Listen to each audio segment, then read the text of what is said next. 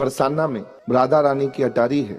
अटारी के बिल्कुल नीचे एक समाधि है। वो समाधि एक मुसलमान की है, उसका नाम है गुलाब खान। राधा रानी से प्रेम कर बैठा, बरसाना में आ गया। उसकी पत्नी नहीं थी, उसकी केवल एक बिटिया थी छोटी सी, और बिटिया का नाम क्या रखा उसने? राधा। साधुओं के वेश में वो रहता था और सरंगी बजाता था, और जब सरंगी बजाता था तो साथ में गाता भी था, राधा रानी की गीत गाता था। अब जब राधा रानी के गीत गाता तो बिटिया छोटी थी, बिटिया खूब नाचती और वो सरंगी बजा रहा है। यही उसका दिनचर्या था। वहीं राधा रानी के मंदिर में ही रह लेता, वहीं खाना जो उसको गोसाई जी वहां के दे देते, सब कुछ उन्होंने प्रबंध किए हुए थे कि बड़ा प्यारा है, हमको राधा रानी के गीत सुनाता है। अब ये कर्म करते करते बिटिया बड़ी हो गई। अब बड़ी होके भी वो नाचती थी, तो गोसाई जी ने और वहां के लोगों ने कहा गुलाब खान से कि बाबा राधा की शादी कर दो। अब ये बड़ी हो गई है, अब ठीक नहीं लगता नाचना।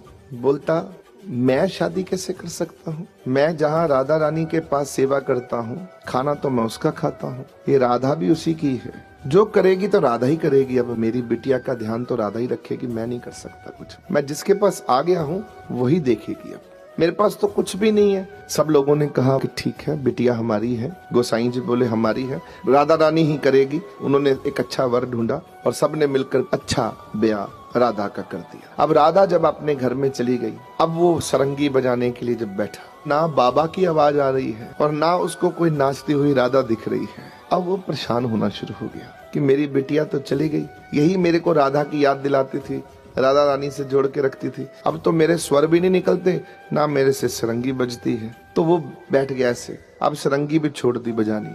अब रोने लगा कि राधा मैं अकेला पड़ गया हूँ, तेरे साथ ही जीवन था, तू नाचती थी तो मैं अपनी भक्ति करता था, अब तो मेरा कोई नहीं है आगे पीछे। तो बाबा बेचारा बैठा। एक ऐसी घटना घटी कि बाबा गायब हो गए। सब लोगों ने कहा कि पता नहीं कहाँ चला गया बाबा, इतना सेवा करी, इतनी सेवा करी, ये बाबा कहाँ चला गया। सबने ढूंढा और सब लोग सोच बैठे कि ये बाबा अब शायद वापस ना आएगा। दिल पे लगा ली बिटिया की बात, तो ये बेचारा या तो कहीं शरीर छोड़ दिए या कहीं और चला गया मंदिर में। उन्होंने तकरीबन उसको भूलना शुरू कर दिया लोगों ने और गोसाई जी ने। एक रोज की बात हुई, गोसाई जी मंदिर सुखासन करके शाइन करके वापस लौट रहे थे, तो रास्ते में गुलाब खान दिखाई दिया और गुलाब खान ने कहा राधे राधे। गोसाई जी बोले अरे गुलाब खान बाबा, तुम इतने दिनों बाद और एकदम तंदुरुस्त दिख रहे हो, ठीक ठाक हो, क्या हुआ, कहाँ चले गए थे? बोले गोसाई जी बताने आया हूँ वापिस। बस मैं यहीं बैठा हुआ रोज रोता था कि मेरी राधा चली गई, शादी हो गई।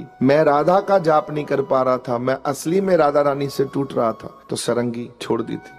तो बैठा हुआ था तो एक छोटी सी बेटी मंदिर से बाहर आती है और वो आकर मुझे ये सरंगी उठाकर देती है। कहती है बाबा आओ, असली सरंगी अब बजेगी, असली गीत अब गाएंगे, बाबा आओ मेरे पीछे।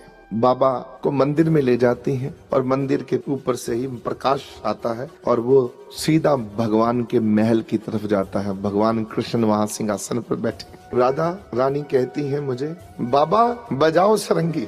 राधा अब नाचेगी, सरंगी बजाती। बोले मुझे भगवान ने ऊपर सेवा दे दी है अपने महल में, यहाँ की सेवा मेरी समाप्त कर दी, अपने घर में सेवा दे दी। आज मुझे भगवान ने ही भेजा है, जाके गोसाइयों को बोल दो कि मैं अब पक्का भगवान के घर का हो गया। और वो बाबा वहां से दोबारा गायब हो जाते हैं। उनकी समाधि नीचे बना दी गई कि राधा रानी और भगवान कृष्ण अपने साथ ले गए उसको सरंगी बजाने के लिए। आप कोई अगर सेवा करो तो भगवान वो सेवा को कृपा कर दे तो आपको यहाँ छोड़ी छोड़ेंगे, आपको साथ लेके जाएंगे भगवान। चल मेरे बच्चे आज तेरे को मैं अपने साथ लेके जाऊं। आप में हुनर होना चाहिए सेवा का।